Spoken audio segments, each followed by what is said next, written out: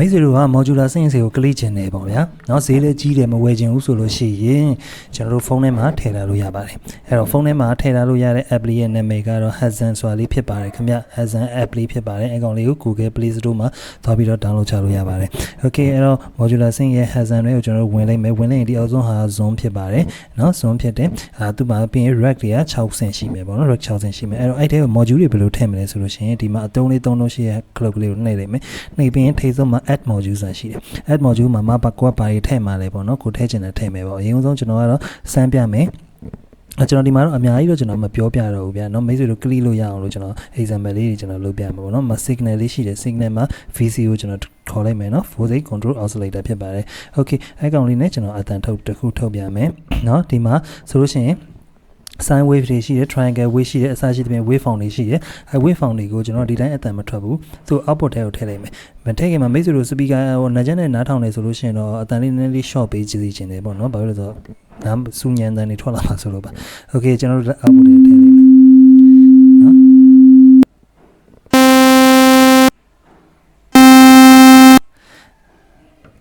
နော်အဲ့လိုကြိုးတွေချိတ်ပြီးတော့စောရဖြစ်ပါတယ်ဒါပေမဲ့အဲ့လိုကျွန်တော်တို့ဒီ output မှာ join လိုက်တဲ့အချိန်မှာကျွန်တော်က control လုပ်လို့မရဘူးပေါ့နော်အဲ့တော့ control လုပ်လို့ရအောင်လို့ကျွန်တော်နည်းလေး click ပြမယ်ဆိုလို့ရှိရင်ကျွန်တော် module ထည့်ယူလိုက်မယ်ထည့်ယူပြီးသွားလို့ရှိရင်ကျွန်တော် envelope လေးတစ်ခုခေါ်လိုက်မယ်ပြီးသွားလို့ရှိရင်နော်ကျွန်တော် sequencer တစ်ခုခေါ်လိုက်မယ်နော်ခေါ်ပြီးသွားလို့ရှိရင်နော် measure လေးတစ်ခုခေါ်လိုက်မယ်နော် measure ခေါ်လိုက်ပြီး clock ခေါ်လိုက်မယ်နော် clock ခေါ်လိုက်မယ်နော်လိုအပ်မယ်ကျွန်တော် VCF လေးပါခေါ်လာလိုက်မယ်ဗျာနော် okay အဲ့တော့ကျွန်တော်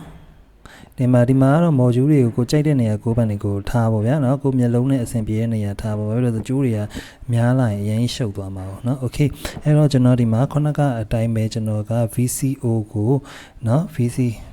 VCO ရဲ့ sine wave ကိုကျွန်တော်က envelope ရဲ့ input ထဲကိုထုတ်လိုက်မယ်နော် envelope ကတော့မိတ်ဆွေတို့သိမှာပါ ADS စာပေါ့နော် ADS စာတွေချိန်လို့ရတဲ့ဟာပေါ့နော်ပြီးသွားလို့ရှိရင်ကျွန်တော်က cop ကိုနော် sequencer နဲ့ချိန်မှာဖြစ်တဲ့အတွက်ကြောင့် sequencer မှာနော်ဒီ CV ကို control voltage ပေါ့နော်အဲ့ကောင်ကိုကျွန်တော်တို့ cop ထဲကိုသွားထည့်မယ် gate ကိုလည်းကျွန်တော် envelope ရဲ့ gate မှာကျွန်တော်ထားလိုက်မယ်နော်ထားပြီးသွားရင်ဒီကောင်အလုပ်လုပ်ဖို့အတွက်ကျွန်တော်တို့က clock မှာသွားချိန်ရမယ် clock ဆိုတော့မပြောချင်တာကတော့tempo တစ်ခုပေါ့ဗျာအမှကျွန်တော် original ဆို128ပေးတာဒီကောင်တိုးလို့ရတယ် short လို့ရတယ်ကိုကြိုက်တာကိုလုပ်လို့ရမယ်ပေါ့နော်ဒီမှာ beat တွေလည်းကျွန်တော်ရွေးလို့ရမယ် okay အဲ့ဆိုဒီကောင်အလုပ်စလုပ်ပြီနော်အလုပ်စလုပ်ပြီဆိုရင်ကျွန်တော်ဒီမှာ C နော် G အစားရှိသဖြင့်ကျွန်တော်နှိပ်ထားလိုက်မယ်အတန်မထွက်သေးဘူးဘာလို့အတန်မထွက်သေးရလဲဆိုလို့ရှိရင်ကျွန်တော်တို့က output ကိုချိန်ရပါ output ကိုကျွန်တော်ဒီကောင် envelope output ကိုကျွန်တော် measure ရဲ့ထဲမှာကျွန်တော်သွားချိန်လိုက်မယ်နော် measure က output ကိုကျွန်တော်တို့ဒီ main output တွေကိုကျွန်တော်တို့သွားထည့်မယ်နော် okay အဲ့ဆိုပြီးရင်ကျွန်တော် measure fake ကိုကျွန်တော်တင်ကြည့်လိုက်မယ်နော်အတန်လေးထွက်နေပြီ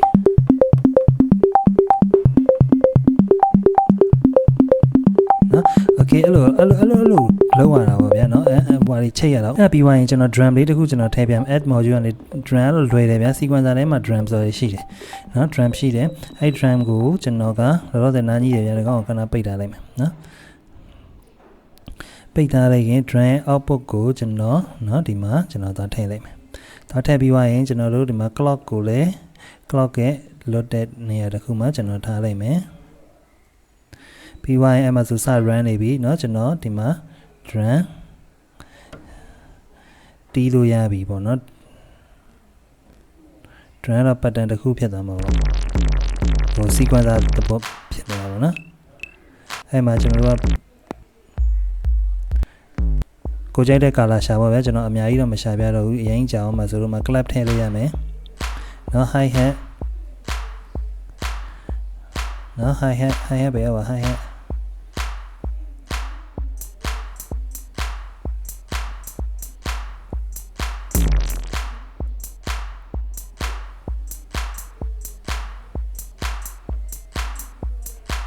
အဲ့ဒါ drum ရမယ် drum နဲ့ခေါင်းကအဲ့ကျွန်တော် sequence လေးနဲ့ပေါင်းလိုက်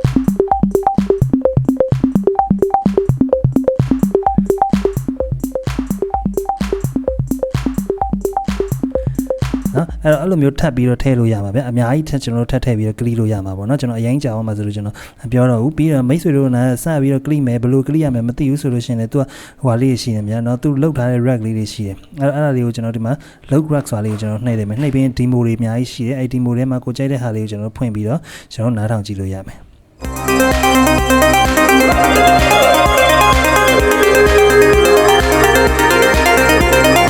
ဒီလိုစိတ်ဝင်စားတယ်ဆိုလို့ရှိရင်တော့ကျွန်တော်ထပ်ပြီးတော့ detail လေးကျွန်တော်ဆက်ပြောပြပါမယ်ရိုင်းတဲ့အချိန်လေးရမ်းကြာသွားမှာဆိုလို့ပေါ့နော်ကျွန်တော်ဒါကတော့မိတ်ဆွေတို့အနေနဲ့ဒီမှာဖုန်းထဲမှာ click လို့ရတဲ့ဒီ modular sync စီကိုဖုန်းထဲမှာ click လို့ရတဲ့ app လေးပဲဖြစ်ပါတယ်မိတ်ဆွေတို့ကဖုန်းထဲမှာ click ရအားမရဘူး PC ပေါ်မှာတင်ပြီး click ကျင်တယ်ဆိုလို့ရှိရင်လည်း click လို့ရတဲ့ကျွန်တော်တို့ plugin တွေ software တွေကိုကျွန်တော်ထပ်ပြီးတော့ပြောပြပါအောင်မယ်ခင်ဗျ thank you ပါ